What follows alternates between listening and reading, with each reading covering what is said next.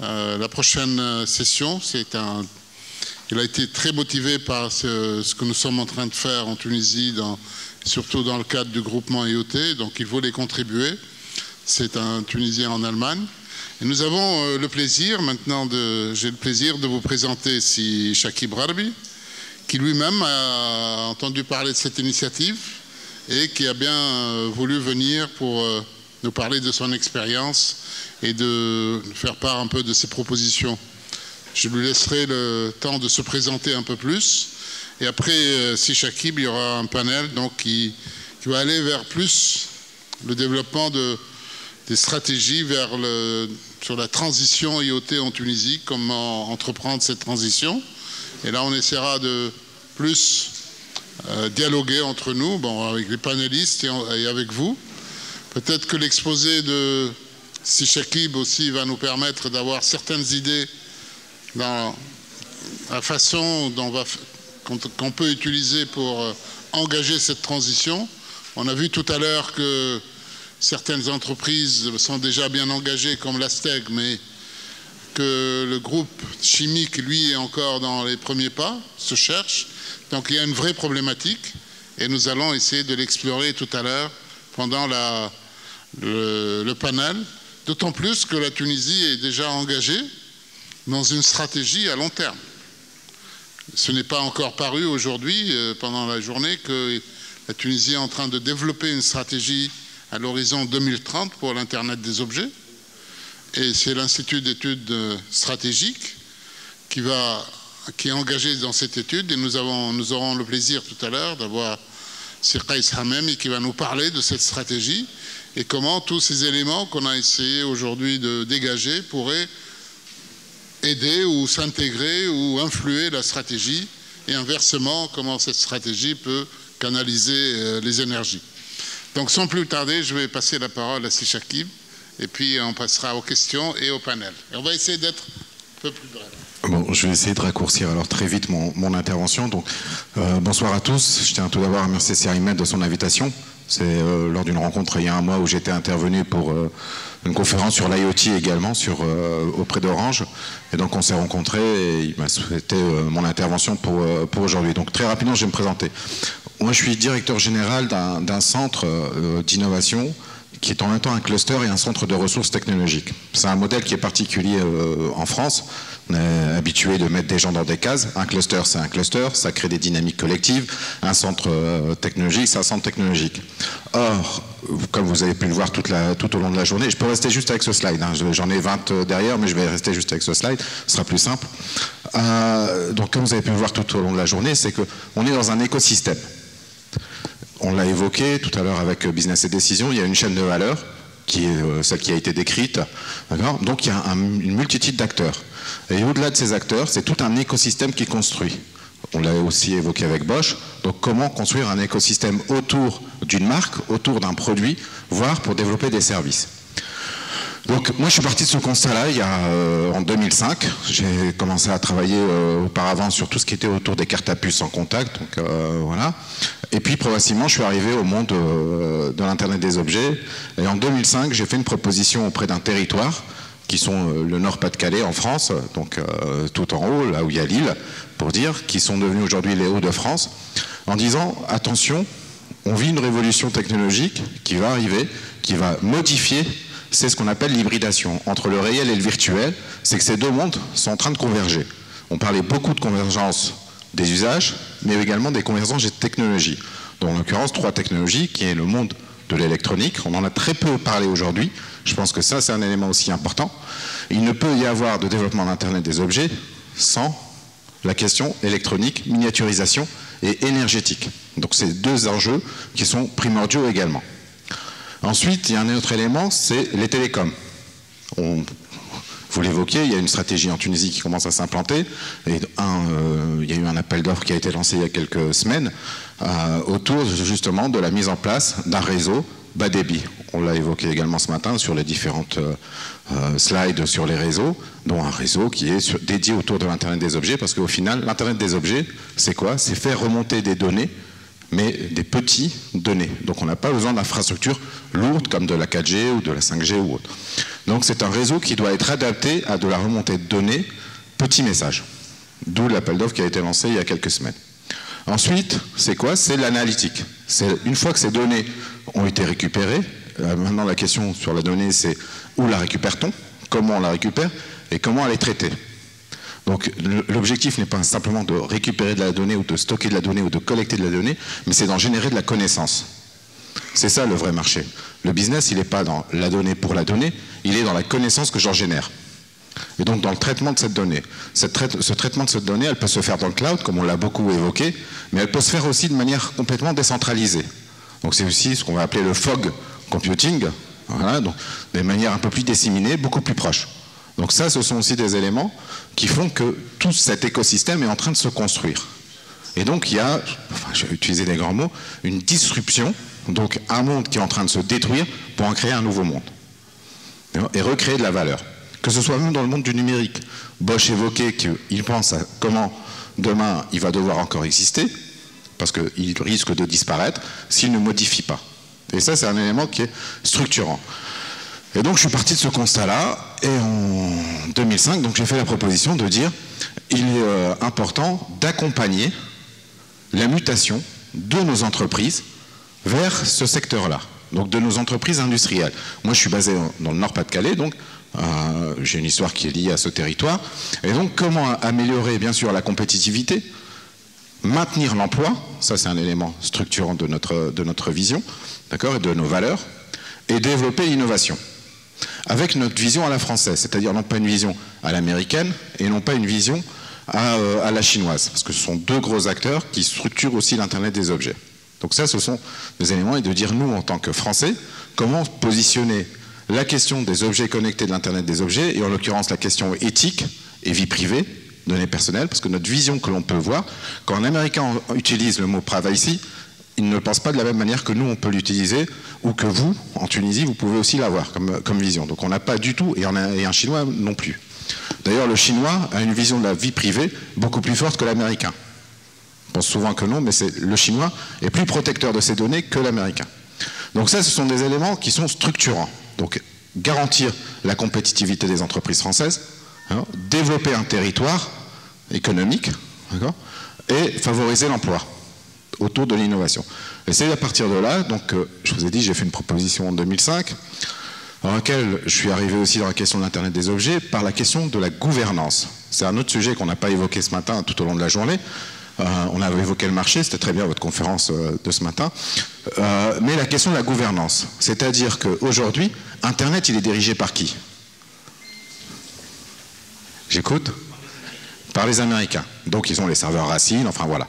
Et ils risquent d'avoir ce qu'on appelait à un moment la fragmentation de l'Internet. C'est-à-dire qu'il y a une volonté de dire, attendez, ça suffit, vous maîtrisez pas mal de choses, et en plus maintenant, vous maîtrisez l'Internet. Donc c'est un bien commun, et il est nécessaire aujourd'hui d'avoir une réflexion partagée de ce bien commun. Alors, il y a eu des discussions internationales, tout le monde était content, on est sorti, les Américains ont gagné, les Européens ont gagné, les Chinois ont gagné, mais au final personne n'a gagné. Et l'Internet des objets est intervenu. C'est un nouveau champ, un nouvel Eldorado. Et donc là, on peut renégocier. C'est un élément donc structurant dans lequel on a un nouveau champ, parce qu'on ne parle plus de DNS, si je reviens sur la question technique, mais d'ONS. Et donc à partir de là, on rediscute d'égal à égal entre des Américains, des Chinois qui ont la capacité de développer leur propre Internet des objets, avec leur propre protocole, leurs propres standards, leur propre vision, et puis des Européens. L'Afrique est absente du discours. Donc on va, comme c'est très simple, et répondre aussi à la question de la demoiselle là, sur la partie IoT Tunisie. On ne peut pas avoir une vision, enfin ça m'a fait bizarre d'écouter sa question, on ne peut pas avoir une vision des technologies si on a une vision locale. On ne peut avoir une vision des technologies que si elle est mondiale. Donc penser à un marché local, ça ne veut pas dire ne pas produire en Tunisie ou ne pas développer des innovations en Tunisie. Mais lorsqu'on l'on fait, on ne pense pas à l'Aztèque. On pense à l'ensemble des acteurs énergétiques dans le monde. Et sur quelle part de marché je vais travailler. Donc c'est pas moi je développe pour l'Aztèque, c'est je développe pour un acteur énergétique qui est dans le monde. Donc ça, ce sont aussi des éléments structurants et importants de dire que la vision, c'est d'être un acteur mondial et pas un acteur local. Voilà. Donc pour continuer la petite histoire, parce que je vais mon avis, faire que ce slide. Pour continuer la petite histoire, je suis arrivé donc à convaincre des politiques. Bon, il m'a fallu 3 ans. Hein. Donc, c'était un peu long. C'est le temps des politiques. Voilà. Et ça, c'est important aussi, parce que le temps politique n'est pas le temps des technologies, n'est pas le temps de la recherche, et il n'est pas le temps des entrepreneurs. Et encore moins des startups. Donc ça aussi, ce sera une autre question que j'apporterai peut-être, une autre réponse que j'apporterai à un élément sur la STEC, c'est qu'aujourd'hui, s'engager avec des startups, c'est aussi dangereux pour des acteurs énergéticiens. Moi, je discute beaucoup avec des gens comme EDF, Enedis, ERDF, enfin RTE. Vous dire, moi, travailler avec des startups, ça m'intéresse. Mais qui me garantit que cette startup-là ne va pas faire un pivot? Ce qu'on appelle un pivot, ça veut dire qu'elle a une technologie. Aujourd'hui, elle a commencé à travailler un peu avec la STEC pour mettre 3 capteurs pour faire des remontées. Et puis finalement, elle s'aperçoit que le marché du bâtiment intelligent est plus intéressant que le marché de la STEC parce que les processus de décision sont plus courts. Et donc finalement, elle a commencé à travailler sur des POC, des pilotes avec la STEC, et demain, il dit moi je vais aller faire du bâtiment. Et donc vous laissez un acteur qui a des engagements, et lui il a un objectif de résultat, parce que quand on coupe l'électricité, c'est important. Donc c'est une difficulté aussi. Il n'y a pas qu'une difficulté administrative ou réglementaire, c'est aussi une difficulté opérationnelle de dire je veux travailler avec des startups, parce que le risque d'engagement est lourd. Donc ça, c'est un retour de terrain. Voilà, on peut tous dire on va faire de l'open innovation, on en fait, mais avec un risque mesuré. Ça, c'est un élément important. Et donc, 3 ans après, j'ai réussi à créer ce qu'on appelle le CITC, donc un cluster qui est dédié autour de l'Internet des objets. Voilà comment la petite histoire est arrivée. Et on a été le premier cluster en France, donc officiel, autour de la question de l'Internet des objets. Ce qui fait qu'aujourd'hui, on est très représenté et très reconnu au niveau européen. Donc on a de grands projets européens. On travaille sur la question de l'industrie du futur, on travaille sur la question de la Smart City, on travaille sur la question du retail, donc du commerce de demain, des formes ubiquitaires du commerce, tout au long du processus. On travaille sur la question du divertissement, de la culture partagée. Donc on voit bien que le smart intervient sur l'ensemble de notre vie quotidienne. Et c'est en cela, donc on a des grands projets. Je vais laisser les slides, donc ils pourront être diffusés, donc vous retrouvez tout ça, qui expliquent. Et on travaille aussi sur des grands projets énergétiques, sur le bâtiment et sur la gestion, par exemple, des lycées. La région gère les lycées. En France, c'est structuré comme ça, donc les collèges, c'est le département, la région, c'est les lycées. Et l'université, elle est autonome dans sa gestion de bâtiments. Et donc, il faut savoir qu'on a 200 lycées dans le Nord-Pas-de-Calais. On en a 300 dans les Hauts-de-France. Maintenant, vu que c'est les Hauts-de-France, donc avec la Picardie, on a 200 lycées. Ça représente 30 millions d'euros de factures énergétiques par an. 30 millions d'euros de factures énergétiques. Et donc, on a développé un projet en partenariat avec, c'est ce qu'on appelle, nous, des projets collaboratifs. Et on peut réussir, et je vous l'ai dit, c'est un écosystème, à développer des projets qu'en créant des partenariats sur l'ensemble de la chaîne. On a travaillé avec IBM, on a travaillé avec 2 startups, on a travaillé avec les lycées, on a travaillé avec des énergéticiens, avec des gens comme Engie, GDF anciennement, donc pour avoir justement tout un écosystème autour d'un projet structurant d'un territoire. Et ça, c'est un autre élément.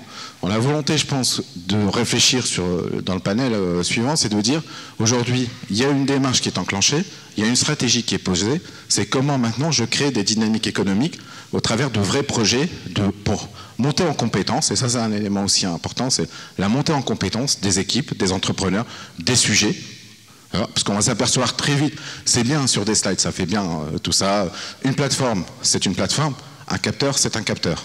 Dans les capteurs, il y a ce qu'on appelle la compatibilité électromagnétique. Donc il y a des éléments où on peut faire des beaux slides en disant je vais révolutionner, et puis je m'aperçois que l'antenne est mal positionnée, l'antenne Wi-Fi, l'antenne Bluetooth ou autre, elle est mal positionnée, que la colle que j'ai choisie, c'est pas la bonne colle. Donc sur le process industriel, faire un prototype est une chose, passer en mode industriel, et c'est l'objet, en est une autre. Et donc tout ce processus-là, et je pense que c'est en cela un cluster a vocation à être ouvert, c'est-à-dire pour pouvoir garantir qu'il y ait l'ensemble de la chaîne, mais également les utilisateurs finaux. Et nous, dans notre cluster, on a 4 collèges. On a un collège offreur de solutions. On va retrouver des grands groupes comme Orange, comme IER qui appartient à Bolloré, comme des startups qui font de la techno. Voilà. on a un collège utilisateur, et ça c'est un collège important. On a des acteurs de l'agroalimentaire, d'accord ? On a des acteurs de la distribution, Auchan, Leroy Merlin. Je suis dans le Nord, hein, donc il faut bien se positionner que vous avez une vision du Nord. On a des gens de la banque, le CIC, voilà. On a des gens du bâtiment, Bouygues, Eiffage, donc qui sont des utilisateurs et que eux vont partir de leurs vraies problématiques. Il y avait un autre point qui avait été dit, à quoi ça sert au final ? Et je pense que c'est une vraie question qu'il faut se poser, à quoi ça sert de mettre tout ça ? Donc il y a eu le temps de la gadgetisation, d'avoir un gadget, d'avoir une montre connectée, enfin ça fait bien, ça fait fun, ça fait geek, mais le vrai marché il est dans le B2B, il n'est pas dans le B2C. Hein ? Le marketing parle beaucoup du B2C, mais le marché de l'Internet des objets il est dans le B2B. Il faut partir des usages et des demandes des clients finaux. Il faut revenir dans une économie un peu plus classique. Donc, le collège utilisateur, on a un collège qui est académique. On va regrouper les universités, les établissements de recherche, l'INRIA, le CNRS, l'IEMN, enfin différents acteurs. Et c'est un collège important aussi parce qu'on prépare les talents de demain. Et ça, c'est un élément structurant. On ne peut pas avoir d'entrepreneurs. Parce que j'ai pas aimé moi la citation de ce matin là, du petit jeune, de dire on va rentrer au 21e siècle dans le monde de l'entrepreneur, et le 20e siècle c'était le monde des chercheurs. Il n'y a pas d'entrepreneur sans recherche, sans innovation.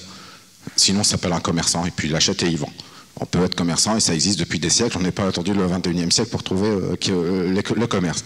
Donc surtout dans notre monde, on ne peut pas déconnecter le monde de la recherche, le monde de l'innovation avec le monde économique. Et tout ça, il faut des ponts. Et ça, c'est la vraie difficulté, c'est travailler sur ce qu'on appelle, nous, les interstices. Ça veut dire sur ces ponts, sur ces liens entre le monde de la recherche, le monde de l'innovation et le monde du commerce, le monde du business. Et donc, il faut trouver ces acteurs qui vont faire le pont. Et ça, c'est très compliqué. Ce sont des profils très, très compliqués parce qu'il faut savoir, je vous l'ai dit, les temps ne sont pas les mêmes et les cultures ne sont pas les mêmes. Il faut comprendre comment parle un chercheur qui a normalement une vision sur plus long terme, donc sur 10, 20, 30 ans, lorsqu'il est très bon. Comment parle un acteur de l'innovation ? Comment parle un entrepreneur qui veut, lui, un retour sur investissement à délai très court ?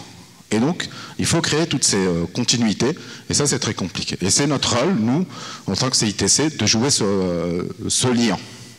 Donc le collège académique, et préparer les talents de demain, c'est aussi préparer dans des formations nouvelles. Donc au départ, nous, on a créé des modules de formation qu'on a insérés dans des écoles d'ingénieurs. L'école des mines, l'école centrale, je sais qu'il y a beaucoup de collaborations que vous avez faites avec l'école centrale de Lille, l'école des mines de Douai, l'université de Lille, Polytech Lille. Et donc là, on a commencé par ça, et puis on a créé des masters dédiés, des masters spécialisés, donc c'est une année complète. Ce sont des masters spécialisés, donc on prend des bac plus 5 et on les forme une année supplémentaire. Sur, par exemple, j'en ai créé un qui s'appelle Créa City. Donc je suis professeur associé et responsable de ce master-là, qui est sur la ville durable, intelligente et créative, ce que vous mettez tous Smart City. Alors, qui on prend ? On prend des gens qui viennent de l'urbanisme, on prend des gens qui viennent des sciences politiques, on prend des gens qui viennent des technologies. Et pendant une année, on les mixe, on les mélange, ils travaillent ensemble sur les technologies, ils travaillent ensemble sur les usages de ces technologies dans la mobilité, dans le bâtiment, dans l'énergie, dans les réseaux d'eau, les réseaux de canalisation, enfin, tout ce qui était souterrain. Voilà. Et ils travaillent ensemble sur la partie démonstrateur. C'est-à-dire qu'on a rendu l'Université de Lille 1, l'Université de Lille, comme un site pilote. Je vous ai dit, parce que la gouvernance, elle est simple. L'université est autonome, donc s'il n'y a qu'un chef, il maîtrise tout, il maîtrise les routes, il maîtrise les transports, il maîtrise les fluides, il maîtrise ses bâtiments. Par contre, dans une ville, chez nous en tout cas en France, vous avez la ville, le département, la région. Sur un bout de trottoir, vous avez 3 acteurs différents. Entre celui qui va gérer le trottoir, l'éclairage public et la route, c'est pas le même. Donc il faut travailler avec 3 administrations. Discuter avec 3 administrations, c'est 3 fois plus long. Voilà. Et surtout quand vous avez 3 personnes qui ne s'apprécient pas beaucoup, c'est encore beaucoup plus compliqué. Parce que tout ça, c'est de l'homme au final. On parle beaucoup d'objets, mais au final, c'est que des relations d'hommes. Et donc, faire que l'université devienne vraiment un site pilote, parce qu'il est autonome en termes de gestion, et c'est plus facile pour mettre des capteurs, c'est plus facile pour travailler, c'est plus facile pour tester, et vous avez un écosystème qui est déjà créé autour de ce projet. Et on crée une dynamique. On a un autre master spécialisé, on travaille beaucoup sur, comme je vous l'ai dit, sur l'usine du futur, l'industrie 4.0. Et on travaille, par exemple, on a un master spécialisé sur la robotique collaborative. Donc Colrobot, et on a 2 étudiants tunisiens d'ailleurs. dans ce master spécialisé, dont un vient de l'INSAT et un autre de l'ENIS. Sphère, c'est l'ENIS, hein. Voilà. Et donc, on travaille sur la robotique collaborative autour de l'industrie du futur. Donc, on l'a évoqué ce matin, tout à l'heure avec Bosch, sur la question du call robot. Et en fait, on est parti comment de ce projet, de cette création de master? On est parti d'un projet qu'on a gagné. On a gagné un gros projet H2020 européen. Donc nous, l'ENSAM, les arts et métiers, Thales, Renault en France, un Fraunhofer allemand, des Espagnols et des Portugais, qui s'appelle Call Robot, sur la robotique collaborative et pouvoir faire des tests et des pilotes dans le secteur industriel comme a pu faire Bosch, dans un domaine beaucoup plus fermé avec ses propres acteurs et sa propre chaîne de production. Nous, on est un cluster. Dans le cluster, on a nos valeurs. Et nos valeurs, c'est quoi? C'est la neutralité, la confiance et puis l'excellence. Donc c'est important, quand on mène des projets, de ne pas être lié. On est agnostique en termes de technologie. On peut travailler sur du Labib s'il faut, on peut travailler sur du Microsoft, on peut travailler sur différents... Notre objet, c'est d'être sur du SAMI, sur du Samsung, qui est à peu près la même chose que Labib. On peut travailler donc sur... C'est vraiment être le plus neutre possible en termes de techno. Ce qui est notre objet, c'est de répondre aux besoins du client. Et donc, nos projets sont plutôt ouverts. OK ? Donc ça, c'est aussi un élément important dans le cadre d'un cluster, en tout cas, c'est d'assurer cette neutralité, parce que quand on a une centaine de membres qui sont en plus concurrents pour certains, il faut assurer cette neutralité. La confiance, c'est primordial, c'est un pilier dans le cadre de notre cluster. Et puis l'excellence, il faut qu'on ait un domaine d'expertise où on prétend être un centre de ressources technologiques, un centre d'expertise. Moi, dans mes équipes, j'ai que des docteurs ingénieurs en électronique, en informatique, partie computing, traitement, et en télécom, et en tout ce qui est cybersécurité. On a une plateforme commune avec Thales, CITC et Thales, on a une plateforme qui s'appelle Scope, que vous retrouverez aussi dans les slides, où on a développé une solution complète pour pouvoir faire des tests autour de la sécurité. Voilà, sur le côté plateforme technologique et le côté accompagnement des entreprises. Ce sont des éléments qui sont importants et structurants en termes de dynamique économique territoriale. Donc, formation, talent, accompagnement, opérationnel, plateforme technologique, et puis ce que vous avez fait ce matin, c'est-à-dire que chaque année, depuis quelques années, on lance un concours à destination des étudiants. L'objet, c'est de faire sortir les talents et de faire sortir les projets. Et donc, on initie, avec différents partenaires économiques, un concours étudiant sur les objets connectés. En fonction des idées, ils sont accompagnés tout au long du processus jusqu'à la création d'entreprise. L'objet, je vous l'ai dit, c'est développement économique, donc emploi et création d'entreprise. Et donc, on continue à les accompagner sur leur développement de solutions. On l'a vu ce matin, c'est à peu près la même chose. On fait la photo, on leur remet les prix, et puis on continue. Et c'est quand même un coup de pouce important, et je pense que même pour les étudiants de ce matin, c'est important parce que ça, d'une part, ça les structure, ça légitime leur projet, et les pitchs, ils préparent un minimum les pitchs, et donc ils sont confrontés face à un public, et c'est pas évident. Enfin, je pense que tout le monde qui passe, c'est jamais évident de parler devant les uns et les autres. Donc ça, c'est aussi un élément sur la préparation des talents. Et puis on travaille, j'ai 2 minutes, c'est bon. Donc, et on travaille sur, donc je vais passer directement au dernier slide. Voilà, je vous ai fait des beaux slides. Ah, ça c'est important. Dans l'écosystème, la valeur, la création de valeur, surtout pour le monde entrepreneurial que je vois en face, la création de valeur, beaucoup pensent objet connecté, donc déjà l'objet. Mais la vraie valeur, elle est sur les services. Donc, quand ma question à Bosch tout à l'heure, c'est sur la question du modèle économique, la transformation du modèle économique, elle est importante. C'est-à-dire que d'une société de production, on va de plus en plus passer à une société de service. Parce que la vraie valeur, elle se crée là. 50% de la valeur, ou entre 20 et 50% de la valeur que vous développez, que vous créez sur une plateforme web, elle est récupérée par les Américains, par les grands acteurs américains, par Google, par Apple. Vous développez une appli mobile, vous la mettez sur l'App Store, ils prennent déjà 20% sur chaque revenu, sur un partage de revenus. Donc la valeur est captée par les acteurs américains, et donc c'est les services, et on voit que c'est là où il y a le plus de création de richesse. Ça, c'est un élément important dans le modèle. Ça, voilà. Là, je vais faire celui-là. Donc, notre mission, c'est fédérer, accompagner, accélérer, c'est important, aller vite. On est dans un time to market très court, donc il faut aller très très vite. Parce que l'idée que vous avez, enfin l'idée du nounours de ce matin, moi j'ai des étudiants qui ont eu la même idée il y a 3 ans, mais ce qui va faire la différence, c'est pas grave, les idées elles appartiennent à tout le monde, mais ce qui va faire la différence, c'est celui qui sera le plus proche du marché, et c'est celui qui va aussi influer en termes de normes, en termes de standards. Donc le regroupement et l'influence normative, elle est structurante dans des projets. Ça, c'est important. Et le cluster a aussi cette vocation à être présent dans les organismes de normalisation et de standardisation. Je ne parle pas à l'I3E, très académique ou autre, c'est vraiment d'être dans des groupes de standardisation, dans des groupes de normalisation au niveau européen, au niveau international. Je sais que l'I3E, pour les académiques, c'est le truc le plus important, mais pour les entreprises, et moi j'accompagne les entreprises, donc c'est d'être présent sur ces domaines-là. Et puis rayonner, donc être présent un peu partout à l'international. Et ça c'est le rôle aussi d'un cluster. C'est pas le rôle d'un État, c'est le rôle d'un cluster qui doit accompagner toute sa dynamique économique. Voilà. Et puis j'ai fini, juste pour le petit dernier slide. Donc ça c'était Terril, ça c'est Notlob, ça c'est SCAP. Et on a aussi un démonstrateur en fait. Moi, je suis basé à Lille. Lille, c'est grand, c'est 1,5 million d'habitants, c'est une grande ville, très technologique, enfin, c'est... Voilà. Et par contre, il y a des pépites un peu partout sur le territoire. Et il faut aussi diffuser. Et donc, il faut trouver ces pépites et il faut diffuser. Et donc, on a développé un démonstrateur, vous pouvez tout retrouver sur YouTube.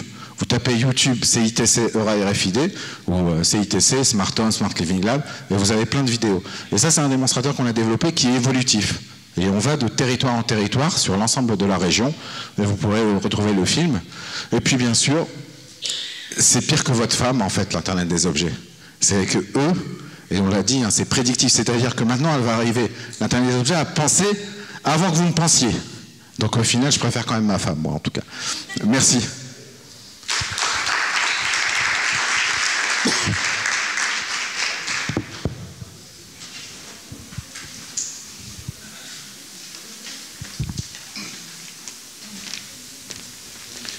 Je crois que les micros sont aussi fatigués à la fin de la journée. On va prendre 1 ou 2 questions avant de passer au panel. S'il y a des questions. Ahmed.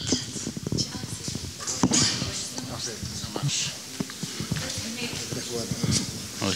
Merci, Si Chakib. Ma question, c'est par rapport aux usages, parce que vous remarquez, vous êtes déjà tunisien, c'est qu'aujourd'hui, il n'y a pas un marché et on ne voit pas encore les usages.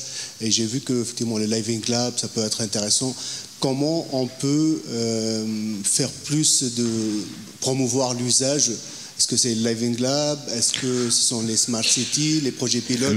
Quelle meilleure façon de dire aux gens, c'est que on peut mieux faire, on peut le montrer effectivement les ça revient à la discussion qu'on a eue il y a un mois sur la question de la vision technocentrée. Moi, je suis d'origine tunisienne, je suis né en France. Donc déjà, j'ai une éducation à la française. Et j'ai une culture à la française. Ma cousine qui est née en Allemagne, elle a une culture allemande. Donc même si on est tous les deux d'origine tunisienne, on ne voit pas le monde de la même façon. Ça, c'est important. Et donc, moi, ce que je vois de la Tunisie, avec mon spectre, le mien, c'est que la Tunisie a une vision très technocentrée. C'est-à-dire qu'on a une double vision. On a les meilleurs, c'est ceux qui ont fait des doctorats. C'est pas une réalité, c'est pas une vérité. C'est Fawzi, avec tout le respect que je vous dois. C'est pas une vérité absolue. Voilà, il y a de très bons, mais il y a aussi de très bons ingénieurs. Il y a des gens qui ont peut-être moins de diplômes. Et souvent, les grands entrepreneurs n'ont pas fait d'études. Ils ont la capacité de prendre le risque et des fois de faire des études. On nous apprend dans notre culture, parce que ça c'est la culture tunisienne, de voilà, fais tes études, bouge plus. Ça c'est la culture à la tunisienne et ça c'est très ancré en nous. Donc, et si tu n'as pas fait d'études, comme tu n'as rien, tu risques. C'est simple, le monde il est ainsi fait. Et généralement, bon, après c'est bien d'avoir fait quand même des études parce que ça permet de structurer, d'avoir des compétences. C'est pas le sujet non plus. Et de savoir s'entourer. Ça c'est aussi un élément important. Et donc ça c'est déjà de sortir de la vision technocentrée. Et moi, ce que je disais sur les usages, c'est que de ne pas regarder sur NFC, Sigfox, enfin il y a un mois quand je suis venu, j'étais voir des gens et on m'a parlé de l'appel d'offres. Est-ce que c'est Eura ou Sigfox? à la rigueur, peu importe, LoRa, Sigfox, LTE, peu importe, c'est quel est le service que je souhaite déployer à la fin. Et c'est par cette clé d'entrée, c'est par la question des services, et donc quand je remonte par les services, par les usages, et ensuite j'arrive à la techno. La techno doit répondre à un service et en fonction des usages. Et donc nous, c'est pour ça qu'on travaille en mode collectif, c'est-à-dire quand je travaille sur l'habitat intelligent. J'ai un démonstrateur qui s'appelle Smart Home by CITC. D'ailleurs, smarthome.fr, ça appartient au CITC. Donc, ce que je mets autour de la table, c'est pas des technologues. J'ai pas besoin des technologues.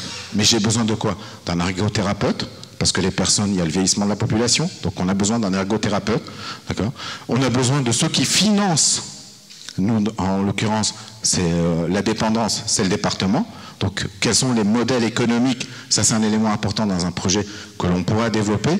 Et l'ergothérapeute, ça définit aussi des usages. C'est-à-dire que lui, comment il doit utiliser, il connaît le processus de dépendance, le processus de vieillissement et puis les gestes à faire. Donc, on met un médecin, enfin, voilà, on crée un ensemble d'acteurs, on met des gens qui accompagnent socialement, l'accompagnant social, ceux qui vont venir faire le ménage, ceux qui vont nettoyer, enfin tout ça. Ils ont aussi un métier, donc ils vont être acteurs de cet habitat, et donc on part de cela. C'est pas juste mettre des capteurs comme une Smart City, mettre des capteurs, on a dit on a fait Smart City, c'est fou. D'ailleurs il faut sortir du concept de Smart City pour les prochains projets tunisiens, pour parler un peu de projets contributifs, c'est-à-dire de remettre le citoyen au cœur du sujet, et de retravailler avec lui sur la vision de sa ville. Et je pense qu'on pourrait corriger beaucoup de défauts du quotidien, parce qu'on réimplique. L'exemple de Bosch est intéressant, c'est qu'on est parti du bas, ce qu'on appelle une démarche bottom-up. C'est-à-dire qu'on est vraiment parti du bas, des problèmes concrets que rencontrent les salariés au quotidien pour essayer de trouver, et ils trouvent collectivement des solutions entre un ouvrier, un ingénieur et l'ensemble des acteurs. Et là, c'est la même réflexion, c'est-à-dire sur les usages, il ne faut pas l'avoir par une vision technologique, j'ai un truc fait, une bande Wi-Fi, une communication, et puis c'est bon, je vais trouver un usage. Non, c'est vraiment partir des besoins et des usages, et ça, il faut travailler avec les acteurs des métiers, l'agriculture, enfin ce que vous avez commencé à faire ce matin. Moi, j'ai beaucoup apprécié ce qui a été fait ce matin, et puis les cas d'exemple et les cas d'études étaient très bien. Juste réfléchir, pas marché tunisien, passer à une étape supérieure, réfléchir au marché mondial. Et c'est là où il faut peut-être aussi qu'on accompagne les jeunes à aller beaucoup plus dans leur esprit, à ne pas se mettre de frontières. Une dernière question. Voilà, une dernière. On laissera oui, là-bas au fond. Puis on laissera les questions d'après au niveau du panel. Ok. Je vais demander aussi aux membres. Attends, on va prendre la question d'abord. Allez-y. Bonsoir, Mounir Oudan.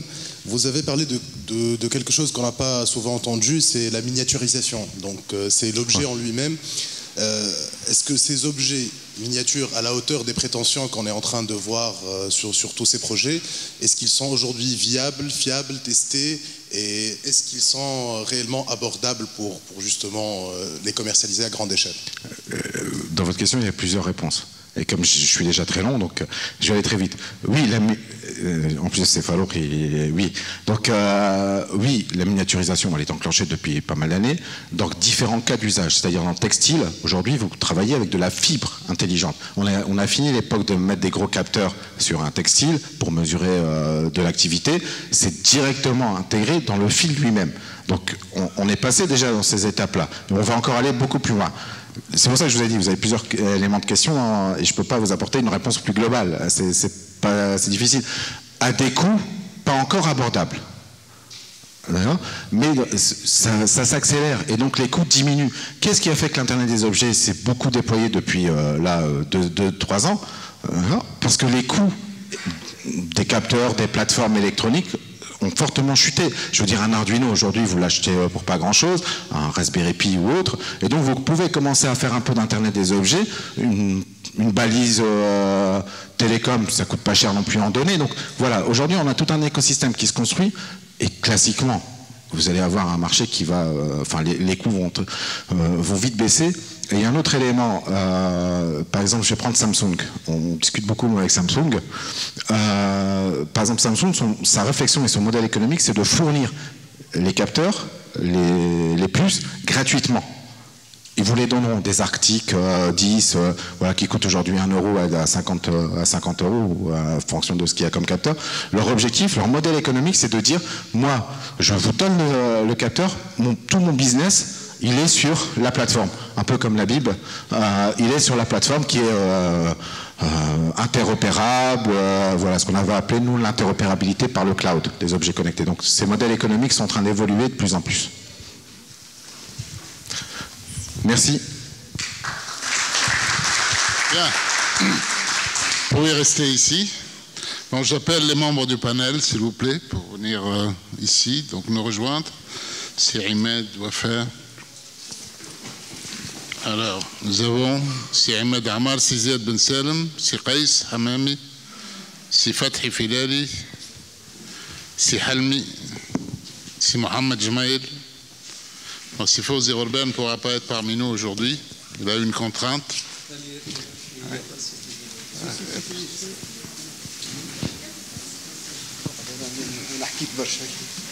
On va prendre une chaise.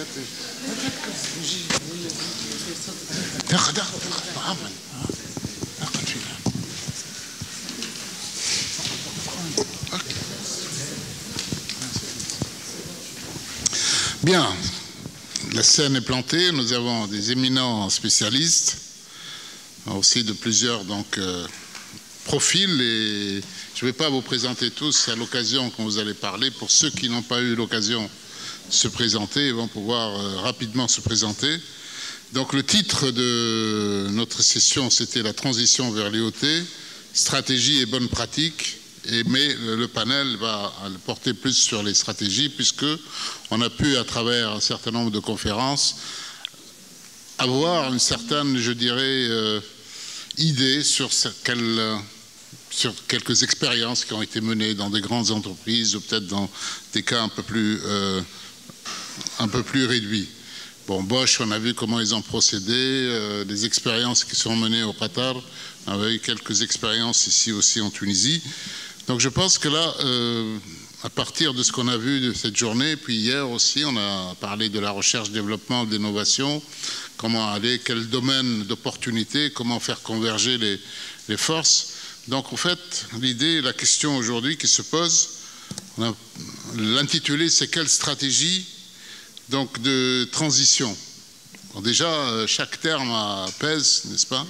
Stratégie, transition, est-ce que on parle de transition ou bien d'un saut en avant ou bien d'une certaine progression? Donc on ne sait pas trop, on a vu que en fait les idées ne sont pas encore tout à fait claires. Comment il faut procéder? Je pense qu'on va essayer d'avancer un peu pendant cette discussion et voir si on peut faire converger sur un certain nombre de pistes ou d'actions qui vont nous permettre de concrétiser notre, je dirais, rêve à tous, ou notre, vraiment, concrétiser l'objectif de ce forum ou de ce groupement, c'est de pousser vers l'avant cette l'IoT et de ses applications. Bien sûr, il y a aussi, on est prêt à prendre des recommandations sur le groupement qui veut devenir un acteur premier dans ce domaine en Tunisie pour regrouper les différents stakeholders, dans les parties prenantes. Mais déjà, on voit que Shakib a dit qu'on est trop technocentrique, hein, on est trop technicien, une approche trop technicienne. Mais c'est vrai, je suis d'accord qu'il faut qu'on élargisse un peu ça. Bon, alors on va peut-être prendre ceux qui n'ont pas encore parlé. Et j'ai une surprise pour vous aujourd'hui parce qu'il y a Wafa Ben Hassin qui est là, une petite jeune, n'est-ce pas, qu'on a ramenée de Californie en Tunisie pour qu'elle puisse aussi tirer une petite sonnette d'alarme sur des choses qui risquent de la gêner dans tout ce qu'on est en train de faire. Donc elle aura un peu la parole tout à l'heure. Donc je vais commencer par Sajil pour faire part. Donc si Gilles, présente-toi un petit peu rapidement et dis-nous quelle est ta vision. Tu as droit à 30 secondes de publicité sur ton entreprise, ce n'est pas payant. Plus que 30 secondes, il faut passer à la caisse. Je passe à la caisse.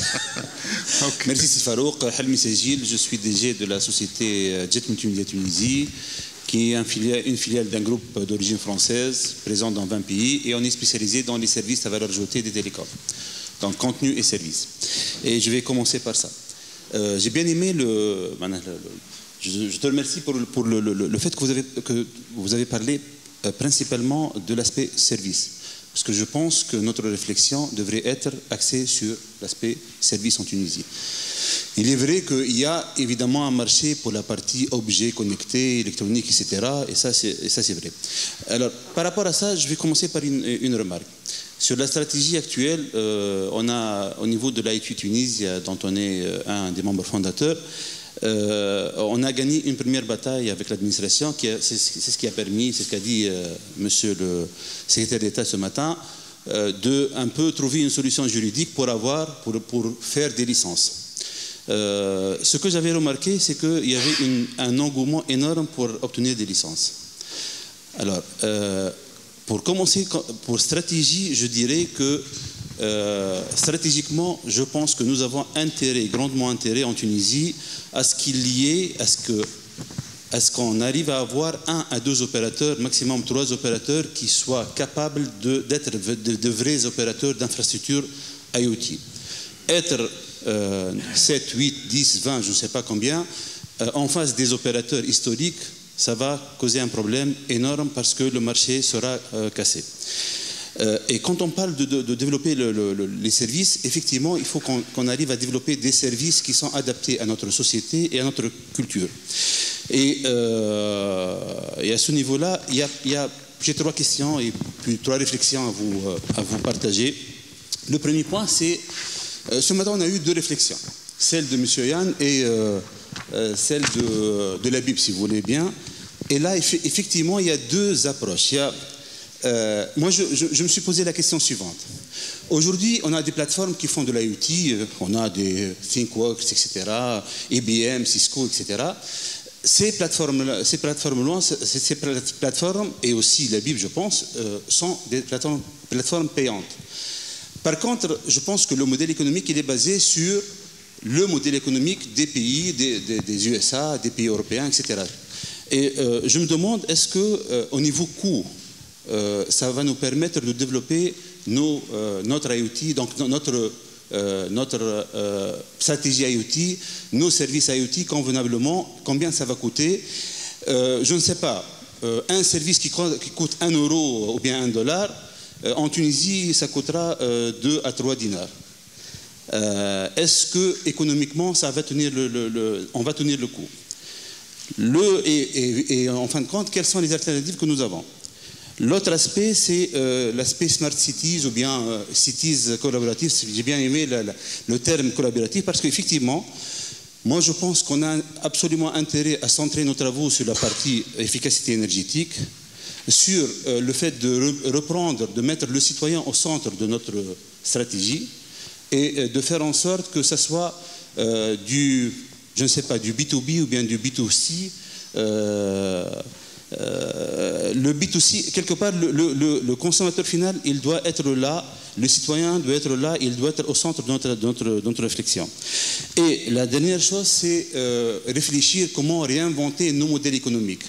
Moi, j'aurais aimé, je ne sais pas si les gens de la STEG ou bien sont encore là, de même pour ceux qui souhaiteraient demain vendre le Smart Grid à la STEG, mais est-ce que aussi bien la STEG ou bien, je prends la STEG comme exemple, hein, et ceux qui veulent lui vendre, que ce soit des locaux ou bien des étrangers, sont prêts à investir en commun pour faire du Smart Grid ou bien du Smart Grid et partager les avantages, donc le revenu sur l'investissement des Smart Grid et non pas fonctionner toujours et encore sur les anciens modèles économiques qui sont basés sur la vente de biens ou bien la vente de jours hommes ou bien la vente de licences, etc. Merci. Merci, Sissa Gilles. Donc, tu as soulevé beaucoup de points, beaucoup de questions, mais peut-être que le prochain tour, il faudrait que tu apportes aussi quelques recommandations, quelques pistes.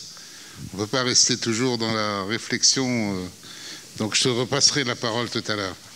Donc, je ne sais pas si on va continuer dans cet ordre-là, ou bien on va prendre la parole. C'est si tu veux parler tout de suite ou un peu plus tard? Je sais, voilà. Je vais demander aux industriels de continuer à parler, et puis on passera au monde académique, la recherche et innovation, et puis on passera à la fin. Tu auras dans ce premier tour la stratégie. Ah, 6e. 30 secondes pour te présenter aussi. Donc, Ziad Ben Salem, je suis fondateur de Alpha Engineering, donc, qui est aujourd'hui un groupe de sociétés basé sur 3 pays.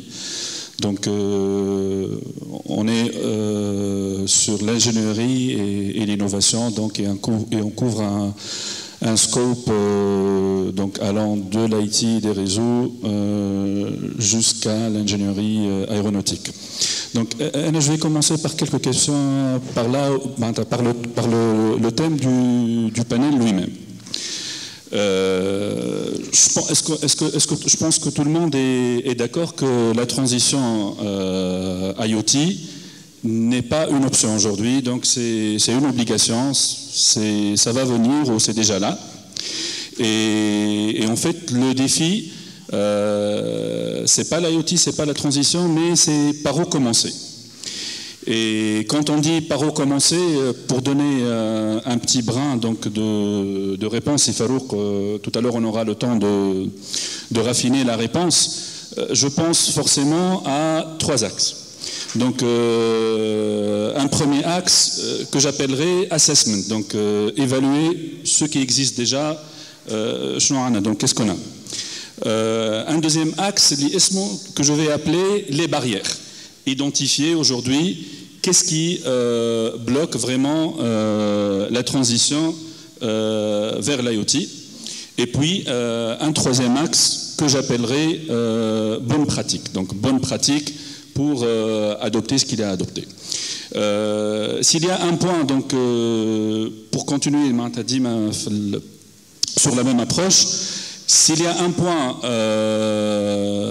critique, voilà, une alarme à mettre, c'est ce que j'appellerais l'inclusivité technologique.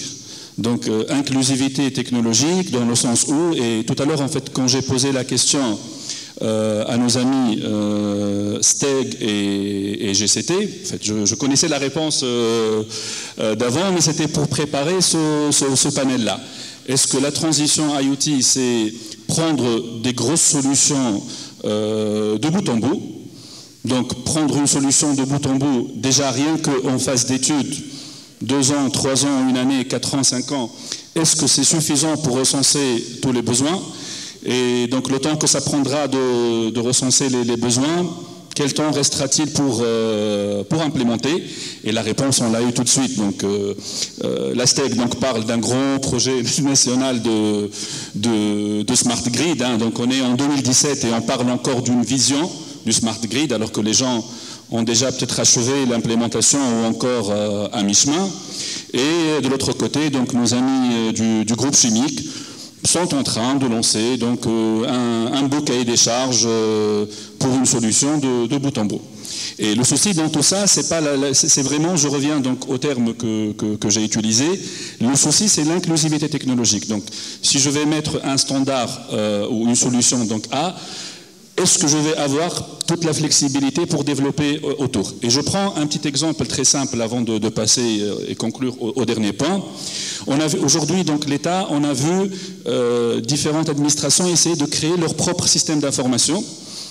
Aujourd'hui, Petronas a un système d'information, mais après 30 ans, c'est Farouk, on a un problème qui s'appelle interopérabilité. Alors que donc, si on aurait donc, évité des problèmes d'inclusivité technologique, l'interopérabilité aurait été évidente dès le départ. Donc on part sur des choix qui sont verrouillés. Après, donc, il faut chercher des solutions pour réouvrir de nouveau. Donc finalement, donc, tout ça donc, pour dire, transition, donc comment? Je pense que le plus gros chantier qu'on a et sur lequel on doit vraiment débattre, ça va être un grand chantier de change management.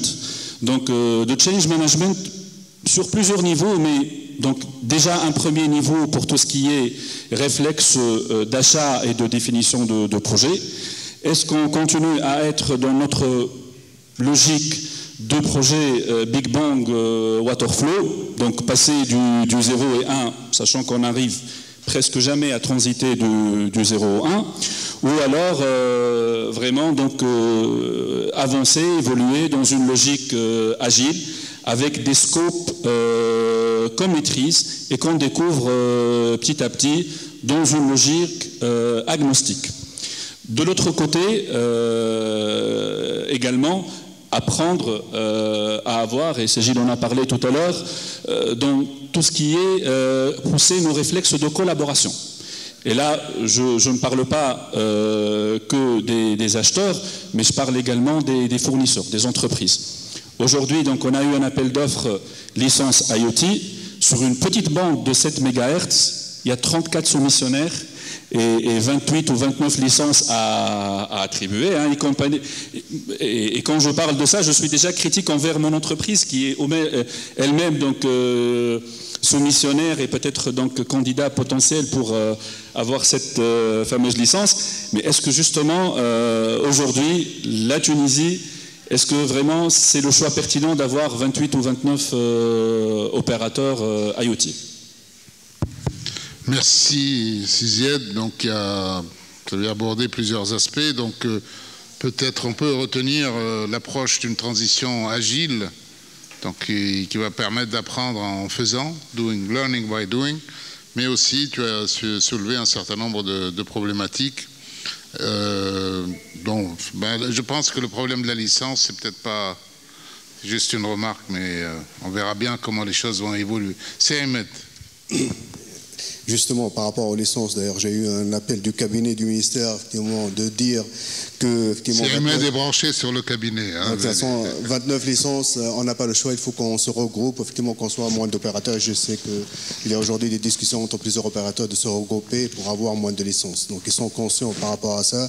Et je pense au niveau de la Tunisie, on va essayer de regrouper l'ensemble des opérateurs IoT pour qu'il y aura moins, pour qu'il y aura plus de concurrence. Ça, c'est un premier point pour ma vision.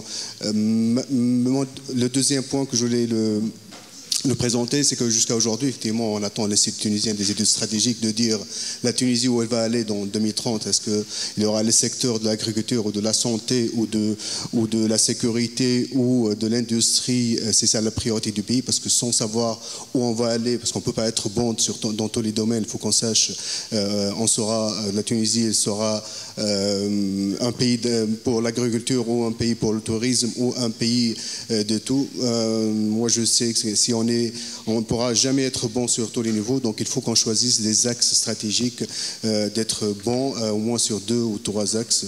On peut dire que la Tunisie sera peut-être le bon pays pour la santé ou bien pour le transport ou pour l'agriculture.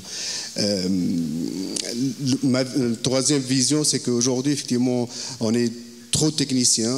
Je sais que d'ailleurs la présence aujourd'hui des gens que je l'ai vu, c'est en majorité des universitaires. C'est qu'aujourd'hui il faut qu'on transforme un peu nos solutions et nos idées en termes d'usage. Je pense qu'il doit y avoir une réflexion de base sur l'usage et comment transformer l'usage, que ce soit centré sur le citoyen ou bien centré en termes de conditions de vie du citoyen ou de résoudre les problématiques. D'ailleurs, pour le challenge, Inch'Allah, pour l'année prochaine, effectivement, il vaut mieux que ce soit, on expose des problématiques comme la problématique du Hajj, comme la problématique des embouteillages, et effectivement les challengers et les idées seront canalisées par rapport à des problématiques pour trouver des solutions par rapport à ça.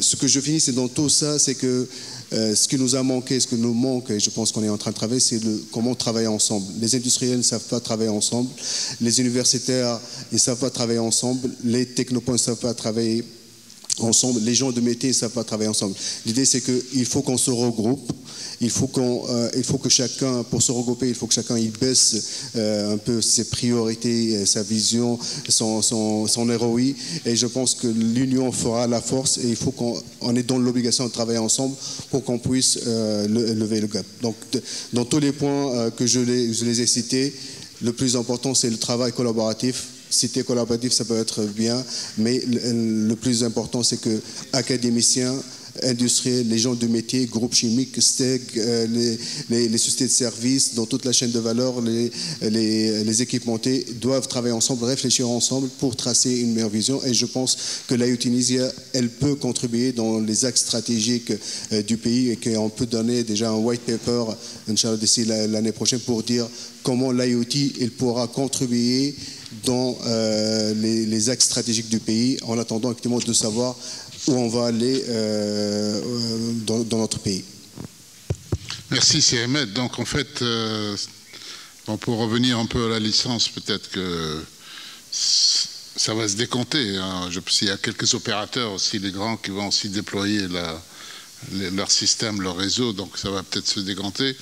Donc on est parti d'un système qui était très serré, un système très ouvert, donc c'est ça, on a, dans les balanciers, on passe de plus l'infini à moins l'infini en Tunisie. Mais bon, on va trouver les équilibres. Je pense que c'est l'expérience qui nous manque dans ce domaine-là. Par rapport au travail collaboratif, il y a quand même des tentatives qui se font. C'est Mohamed Jmail d'un RASFAX qui a lancé un centre de recherche sur le numérique. Et hier, il nous a parlé un peu de son expérience. Je pense qu'il y a des choses qui se font, mais peut-être pas assez visibles, peut-être pas assez encore musclées pour emmener avec vous beaucoup de gens. Bon, je te laisse rapidement donc exposer ton point de vue et parler 2 secondes de ton projet. Merci. Donc, Mohamed Jmail, professeur en informatique et directeur général du Centre de recherche en numérique de SFAX. Donc, c'est un nouveau projet, un nouveau établissement qui vient d'être lancé donc, en 2013 au Technopole de SFAX, spécialisé dans le domaine du numérique. Justement, je vais profiter donc de l'occasion, parce qu'on parle de stratégie, je vais témoigner donc de notre courte expérience, justement, que nous sommes en train de mener dans le centre, dans le Technopole et dans la région de SFAX. Voilà, justement, donc, par rapport à la vision stratégique, puisqu'on est dans le domaine du numérique, on a, dès le début, nous avons pensé à la spécialisation. Donc on s'est dit on ne peut pas donc être éparpillé. Il y a un potentiel dans la région. Il y a aussi une diversité donc, de compétences dans différents domaines, dans la biotech, dans la santé, et de l'autre côté, bien sûr, dans la technologie. Mais aussi, il y a de l'autre côté un grand marché, donc un marché très demandeur de solutions, en particulier donc, le marché de santé. Et donc, on a fait une réflexion sur à peu près 2 ans. Donc, un comité d'une dizaine de personnes, on a pensé à technologie 2030, donc développer une industrie technologique justement qui va contribuer à un développement économique régional et par conséquent national. Donc, différents acteurs se sont réunis autour d'une table justement pour mener cette réflexion. Et nous avons trouvé un potentiel justement assez important pour développer une industrie autour des technologies pour la santé. Donc je reviens au centre. Donc, dans le centre de recherche, nous avons dès le début participé donc, à ces réflexions et nous avons aussi adhéré à cette vision. Je vais être OK. Donc la vision stratégique était de mener une activité de recherche de très haut niveau, mais aussi d'être axé sur l'innovation. Et dire innovation, c'est-à-dire aller sur le marché avec une vision globale. C'est-à-dire le marché global, non seulement se limiter au marché tunisien, mais aller vers le marché international, créer aussi, produire des innovations à haute valeur ajoutée et créer la richesse. C'était ça l'idée. Et c'est ce qu'on nous sommes en train de travailler donc, dans ce mouvement. Donc, être axé sur l'innovation, c'est important avec un marché international. Fédérer les compétences de différentes disciplines, donc des médecins, des biologistes et bien sûr des gens du techno. Et le point qui est aussi important, qui a été évoqué dans certaines expériences, c'est de travailler aussi en étroite collaboration avec l'utilisateur final. Et dans le secteur particulièrement, j'ai présenté hier dans le cadre du workshop, donc notre expérience de travailler dans le secteur ou dans la technologie IoT, tout est restant pour développer justement des solutions pour la santé. Et le besoin vient justement des professionnels de la santé, des médecins. Et c'est ça, donc, nous sommes en train d'avancer, bien sûr, avec des petits pas, mais des pas sûrs, sur des solutions pour lesquelles les médecins savent très bien qu'il n'y a pas de solution actuellement. Donc, des problèmes pour lesquels ils souhaitent avoir des solutions. Et voilà, donc c'est ça l'idée, c'est ça la vision. C'est donc travailler avec le client final pour innover et passer, donc, donner donc, les prototypes aux gens qui savent produire développer le produit final, le commercialiser sur le marché. La Tunisie, c'est une plateforme, je pense, qui a plein de problèmes sur lesquels on peut travailler. Donc c'est une plateforme d'expérimentation, c'est un petit marché sur lequel on peut commencer à commercialiser nos produits, justement pour aller plus tard vers le marché global. Voilà. Merci, Hamad. Je pense que là, c'est vraiment une approche intéressante parce qu'il parle de problématiques de la santé et puis des problèmes qui ne sont peut-être pas résolus et donc qui peuvent engendrer vraiment un champ d'investigation et d'apport au niveau innovation important. Mais bien sûr, ça ne correspond pas à l'échelle de temps de CIMED ou de CISIED ou de CGIL. Ils veulent, eux, aller très vite. C'est le temps dont on parlait tout à l'heure. Maintenant, je vais prendre l'expérience avant de passer à Wafa. Dans le domaine de la médecine. Oui, mais c'est parfait. Ça prend du temps aussi. Hein, donc c'est important. D'ailleurs, Yann Yakildid, c'est ce qu'il disait hier, c'est que lui-même a pris la direction des nanobiotechnologies pour ouvrir un champ qui peut donner des résultats dans 10 ans. Mais bon, bien sûr, il faudrait qu'on attaque aussi des problèmes plus... Mais l'approche est très intéressante. Donc c'est Fathi. Donc maintenant, tu nous as regardé pendant toute la journée, tu es engagé dans une grande opération au Qatar et on te félicite pour cela. Et aussi, tu essaies de contribuer à l'essor de cette technologie, de ces applications en Tunisie. Qu'est-ce que tu vois? Quelle transition? Quelle stratégie? Quelles sont tes recommandations? À part utiliser la Bible. Hein, la Bible. Surtout pas. Je vais commencer par l'exécution de la stratégie en supposant qu'on connaît la stratégie, je reviendrai plus tard. Nous, l'approche qu'on a eue et peut-être appliquée ici, il faut se focaliser sur 3 S. C'est speed, skills and scale. C'est la rapidité d'exécution, c'est très important. Les skills, on a beaucoup de talents et scale, c'est la possibilité de produire, d'avoir des produits qui sont vendus en Tunisie, mais aussi qui, dans termes, pourront être vendus ailleurs.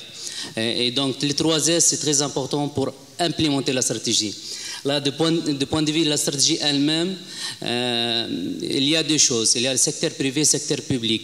Le secteur industriel, je vois au niveau de la STEC, et je ne sais pas si SONED, ils ont un projet similaire à STEC.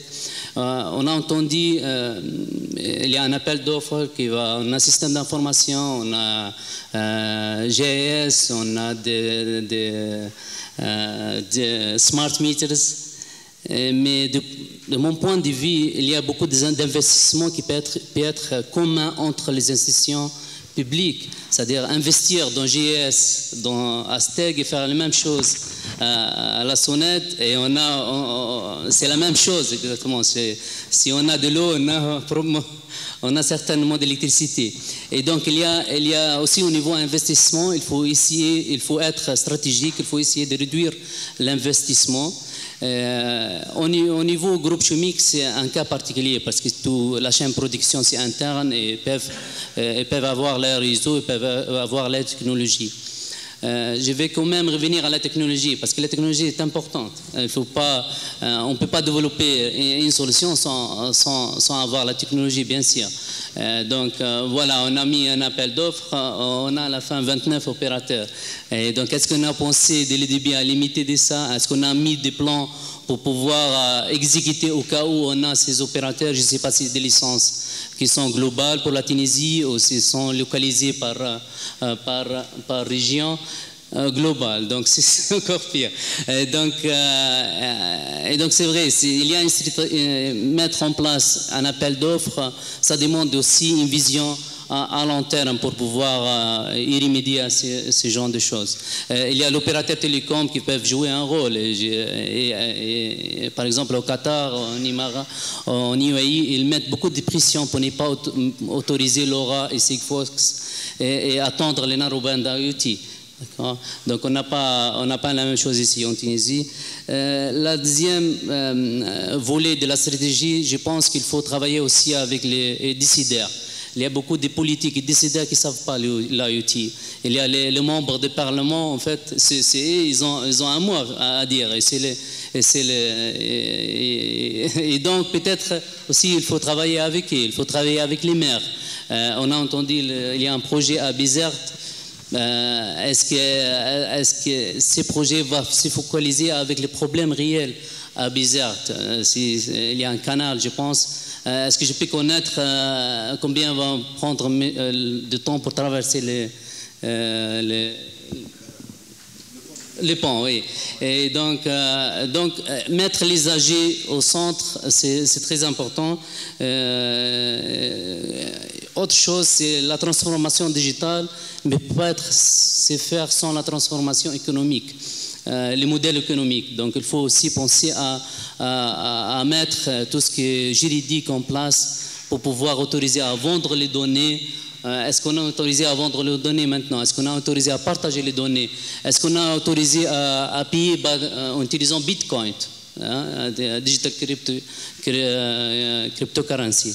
Ça, il y a beaucoup de choses qu'il faut mettre en place pour pouvoir mettre une stratégie qui peut être exécutée avec ces 3 S. Le dernier point, c'est le secteur privé, le groupe privé, c'est comme Pauline, il y a d'autres groupes, je pense qu'ils sont géants, qu'ils ont l'argent peut-être, qu'ils ont la décision facile, donc le processus de décision peut être rapide par rapport au public. C'est-à-dire si on montre la valeur ajoutée de produits IoT, parce que certainement ils sont pris par leurs engagements quotidiens. Si on leur montre la valeur ajoutée de l'IoT, peut-être ils vont pouvoir aider au moins les entrepreneurs pour prouver que l'application et les services peut être produit et le coût de production qui peut être réduit et l'efficacité de production peut être améliorée. Merci Fathi pour tes recommandations. Donc, je voudrais juste revenir sur ce problème de licence qui semble créer un peu... En fait, la licence, c'est parce que la bande de fréquence qui est utilisée pour LoRa et Sigfox, c'est des bandes qui sont libres dans le monde, et en Tunisie, elles ne sont pas libres pour les grandes portées. Donc, on est passé par le mécanisme de licence en attendant que la loi change. Donc, c'est pas que la Tunisie n'a pas de stratégie en termes d'utilisation de ces types de réseaux, c'est que la loi actuelle étant restrictive, ils sont obligés, pour ne pas perdre encore beaucoup de temps, de passer par ce mécanisme de licence. Mais c'est sûrement, il va y avoir des licences qui vont faire juste des expérimentations. Donc, je pense qu'il ne faut pas accorder beaucoup d'importance à cette phase transitoire en termes de licence, LoRa et autres, à mon avis. Donc, je passe à Sichakib avant de demander à Wafa. Donc, Sichakib aussi, d'abord, personnellement, j'ai apprécié ton expérience par rapport à tous ces collèges. On a parlé de l'expérience de votre consortium qui, en fait, pour nous, c'est aussi on a intérêt aussi à voir comment vous avez réussi un certain nombre d'opérations. Mais votre vision après cette journée, qu'est-ce que vous proposez? L'approche de la transition IoT, comment vous voyez la chose? Enfin, moi, avec toute la modestie, j'ai rien à proposer. C'est vous, ensemble, qui pouvez proposer en fonction de votre contexte et de vos politiques, de vos réglementations, enfin de tout votre environnement. Maintenant, moi, je vais plutôt revenir sur la question de la transition, puisque sur ce que je peux vous proposer. Il y a beaucoup de talent, il y a beaucoup de compétences et ce que je présente, c'est en fonction de mon contexte à moi et en fonction de mon expérience. Donc je préfère. Mais moi, c'est le mot transition. Est-ce que c'est une transition? Pour revenir sur la première question que vous avez évoquée, pour moi, c'est une mutation. Donc on est vraiment une question de mutation, une transition. La transition étant un élément de la mutation. Mais on peut aussi avoir des ruptures. C'est-à-dire qu'à un moment, si on revient sur la question, je sais pas moi, en ce moment c'est à la mode, ça fait Ça fait plus de 15 ans que j'ai travaillé sur les questions des villes numériques, villes intelligentes, enfin j'ai tout connu moi. Gouvernement ouvert, enfin bon bref, j'ai à peu près tout connu. Globalement c'est quoi? C'est comment recréer du lien avec les citoyens au travers d'un réseau numérique. Grandement c'est à peu près ça. Et pour nous c'est aussi comment entrer chez le citoyen. Parce que dès que vous lui mettez un capteur ou une interface web, en fait vous êtes chez lui. Au travers d'un PC, vous êtes déjà chez lui, vous connaissez. Est-ce que lui le citoyen a envie vraiment qu'on soit chez lui? On n'a jamais posé la question aux citoyens. On dit on vous offre des services, on vous simplifie la vie. Je vous parle moi sur le côté français par exemple, mais est-ce que globalement on l'a déjà interrogé? Why not? Je crois pas. On vous propose des services. Okay. Et quand il se rend compte que finalement qu'avec cet outil-là, il devient plus traçable, plus fliqué, plus ça l'interpelle et donc il rejette. Et quand il rejette tout. Donc c'est une vraie réflexion que je pense qu'il ne faut pas refaire les erreurs. C'est pour ça que je leur dis repositionner l'usager et le citoyen dans la construction de la ville, parce que lui-même changera son comportement. Je veux dire, il y a un geste simple. Ramasser les ordures ici, c'est devenu très compliqué pour beaucoup de gens. C'est pas en mettant des capteurs dans des poubelles pour savoir si elle est remplie ou pas que vous allez changer le comportement des gens. Si la poubelle elle est vide, alors ça restera vide et à côté ça sera un dépotoir. Donc c'est vraiment de remettre l'usager au cœur de nos réflexions et de le faire contribuer. Donc c'est pour ça que je disais que moi, on peut faire toutes les théories, toutes les stratégies, on peut appeler tous les cabinets de conseil du monde, ils vous feront à peu près tous la même chose, vu qu'ils font à peu près tous la même chose partout dans le monde. Mais je pense qu'il faut repenser le modèle dès le départ. Et est-ce que c'est repartir d'une feuille blanche? C'est compliqué dans un pays comme la Tunisie de repartir d'une feuille blanche. C'était pas la Chine. La Chine construit X villes tous les jours, ils le font, et eux, leur smart city, c'est sécurité, c'est des caméras. Quand vous parlez à un Chinois sur la question de la Smart City, c'est d'abord des caméras avant de penser à des capteurs ou autre chose. Donc c'est pour ça que je vous ai dit, la vision et la terminologie n'est pas du tout la même en fonction de là où on est. Donc moi je dirais, est-ce qu'on est dans une démarche de rupture? Oui, il faut aller vers la rupture, c'est-à-dire qu'à un moment, passer des caps, on n'est pas obligé d'attendre et de refaire tout le process, d'accord? Et il y a des environnements qui nécessitent des mutations. Moi je pense plus à la démarche d'époque, plus que, enfin on a entendu tout à l'heure, moi j'étais abasourdi par la STEC. Alors il dit, oui on est enclenché sur le smart grid, mais il faut qu'on lance un appel d'offres sur le système d'information, un appel d'offres sur ci, un appel d'offres sur ça, un appel d'offres sur ça. En 2 mots, le smart grid c'est beau sur le papier, mais le citoyen final, à part payer, il verra rien. Donc je pense qu'il faut avoir une vraie démarche de projet collaboratif, de POC, de pilote et de déploiement. Et tester. Et c'est pour ça que je pense que l'expérience qu'a fait Bosch par le bas, elle est intéressante en termes d'expérience opérationnelle, c'est-à-dire vraiment de faire la contribution et ensuite de tirer et de standardiser pour déployer, ça c'est aussi important, pour pouvoir avoir cette capacité. Voilà. Merci beaucoup.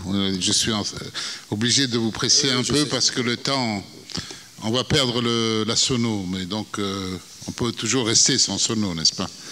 Bien, c'est une bonne transition avec ce que va faire, puisque tu as parler de vie privée et tout ça, et là cette préoccupation, vas-y, il va faire donc juriste de formation, mais qui travaille avec l'association Access Now. You may speak in English if you like, or in That's Arabic great. or French. I was going to ask if it's okay to speak English instead of French. So my name is Wafib Nahsin, and I'm a lawyer, soon to be barred in the Bar of New York. I currently work in an organization that is international called Access Now.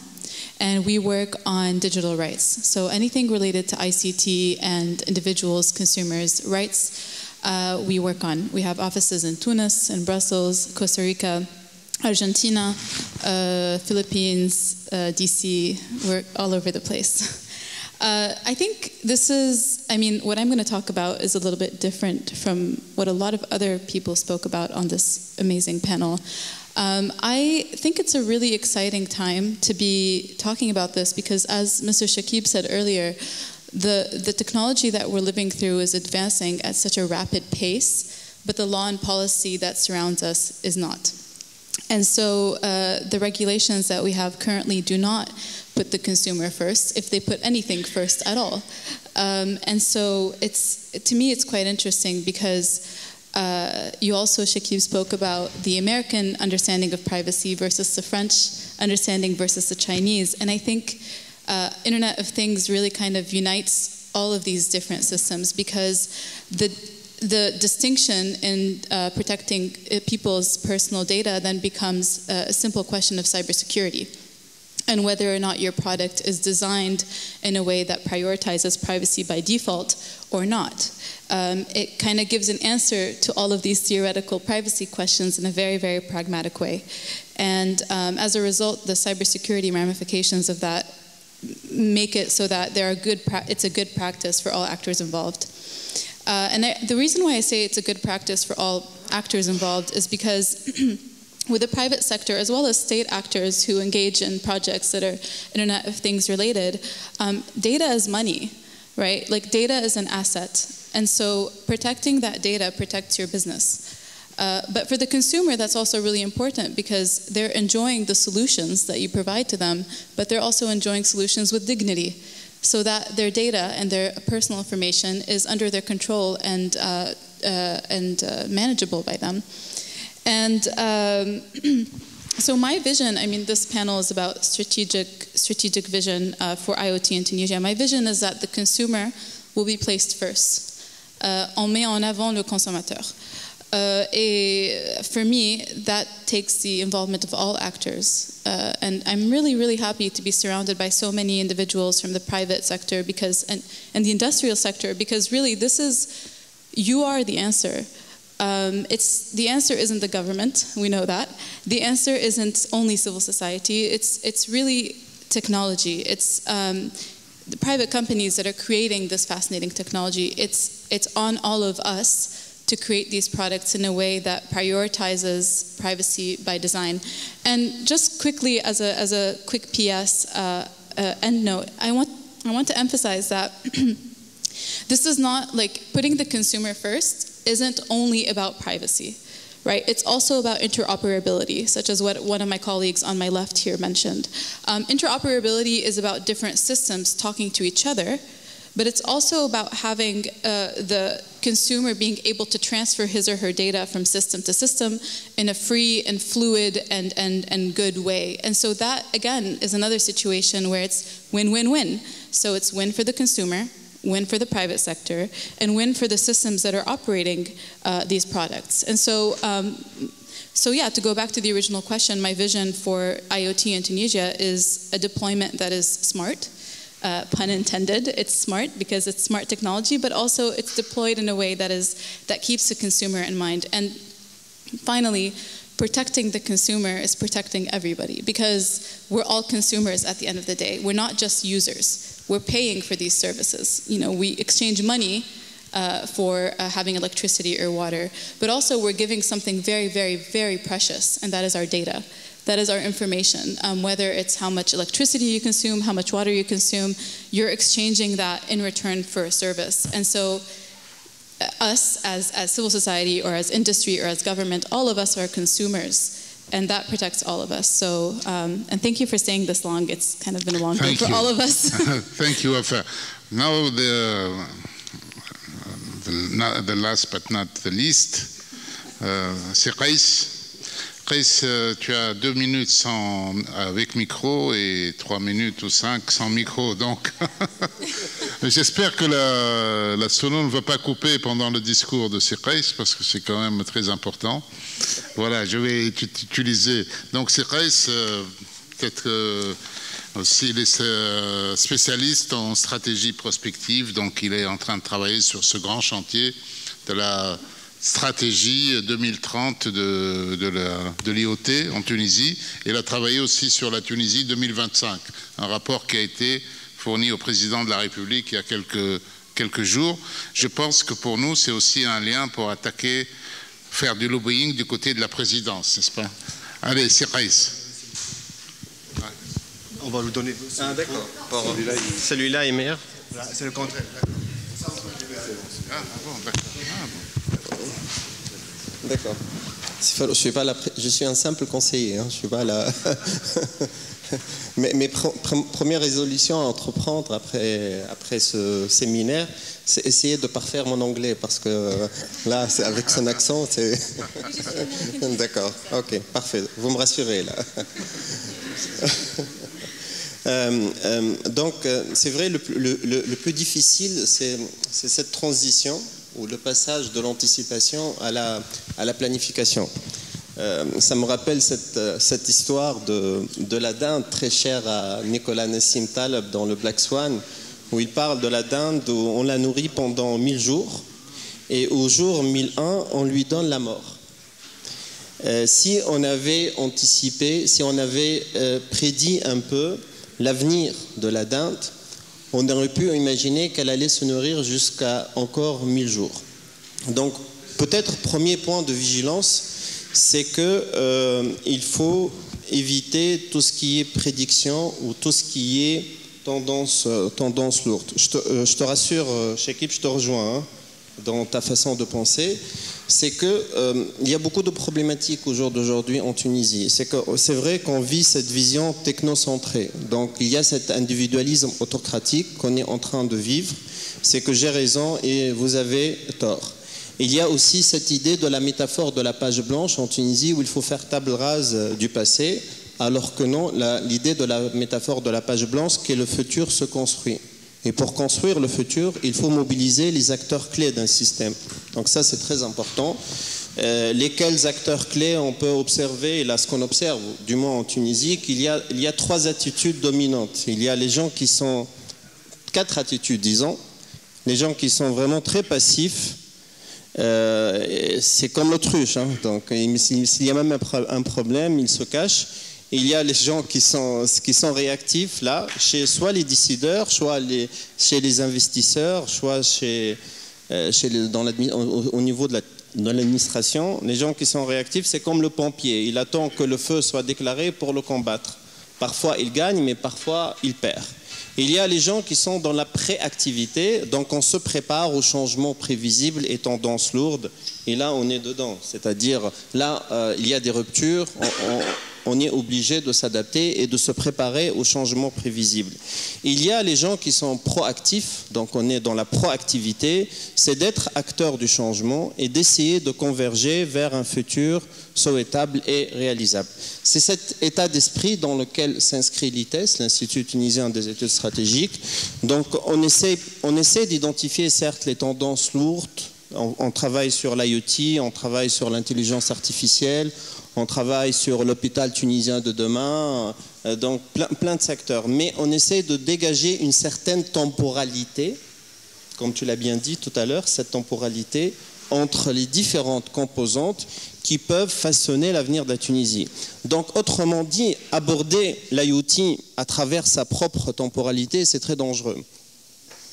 C'est très dangereux dans le sens où il faut impliquer des sociologues, il faut impliquer d'autres personnes pour penser l'avenir de l'IoT en Tunisie. Première chose très importante, la temporalité. Deuxième point très important, c'est la pluridisciplinarité. C'est-à-dire, nous, ce qu'on essaie de faire, c'est vraiment identifier les acteurs clés. L'étude Tunisie 2025, elle vient d'être publiée. Elle a été remise au président de la République il y a 10 jours, donc elle est sur la toile, sur notre site ites.tn. Donc on a mobilisé presque 2000 acteurs clés. Donc ce n'est pas un travail d'expertise, puisque la stratégie, on n'est pas dans le top-down, mais c'est un travail vraiment d'acteurs clés où on a essayé de penser quel futur possible pour la Tunisie de demain. Donc comme je n'ai pas beaucoup de temps, j'ai que 5 minutes, donc juste une petite idée, c'est vraiment cette idée comment on passe de l'anticipation à la planification. Et vous êtes tous invités à participer à cette étude. Si Farouk Kamoun est membre du COPIL, du comité de pilotage de cette étude sur l'IoT à l'horizon 2025, pas 2030, hein, 2025. Et on travaille aussi sur les actions prioritaires à entreprendre sur le court terme, c'est-à-dire les priorités stratégiques. Voilà.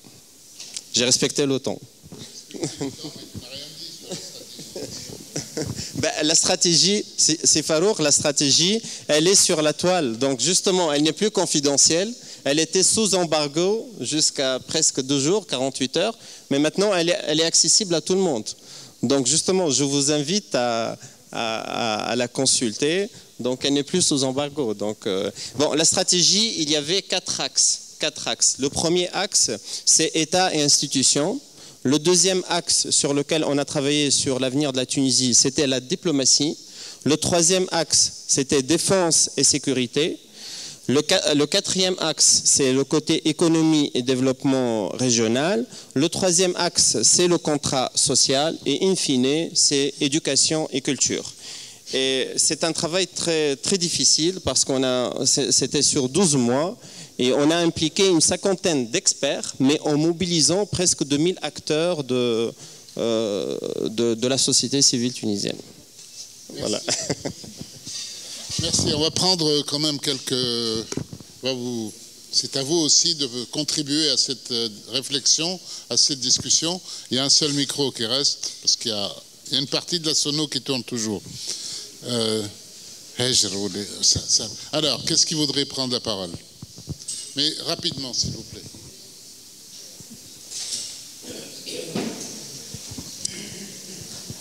Yatikum Sahel, présentation, merci beaucoup. Une question à Mohamed. Vous avez dit que votre projet, c'est un centre de recherche et développement. C'est un centre de recherche dans le numérique.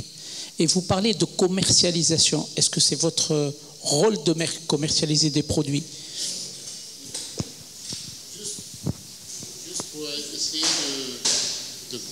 Pour essayer de converger, parce que si on va passer aux questions-réponses, peut-être qu'il faut aussi le contexte, c'est-à-dire essayer de contextualiser votre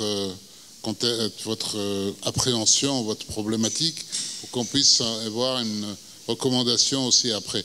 Donc on va prendre une série, on ne va pas faire one-to-one, et puis on reviendra sur la réponse.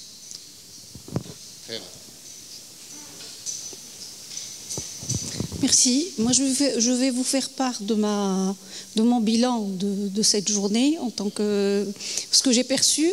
En fait, il y a deux actions. Il y a l'intérêt des sociétés qui voudraient, des sociétés informatiques dont l'objectif, c'est bien sûr de développer des produits. Et là, la consigne et les recommandations de tout le monde, c'est de viser, ne pas se concentrer sur le marché tunisien.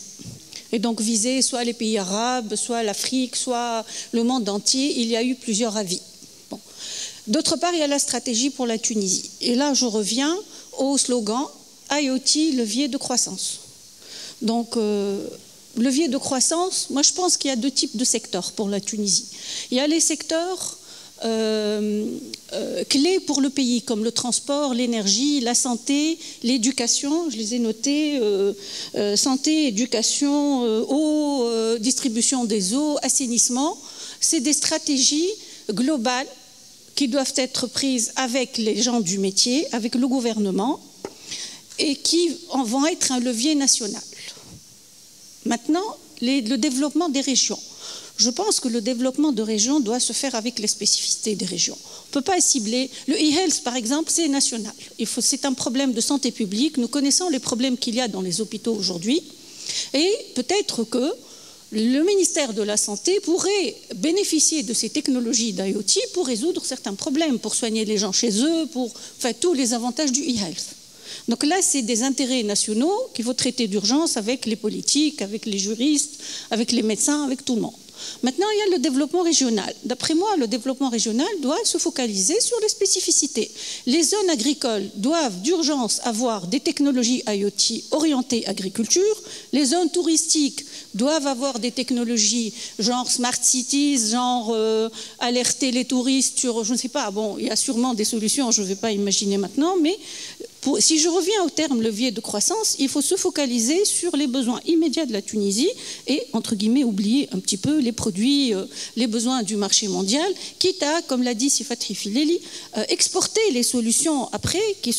Et c'est notre stratégie. Tunisie Tradnet, le Centre national de l'informatique, à l'époque, dans les années 80, ce sont des centres qui ont été des leviers, qui ont apporté des solutions à la Tunisie. Le projet Elias Unique, c'est un projet qui a été exporté en Afrique, etc. J'ai été longue, mais je m'excuse. Voilà.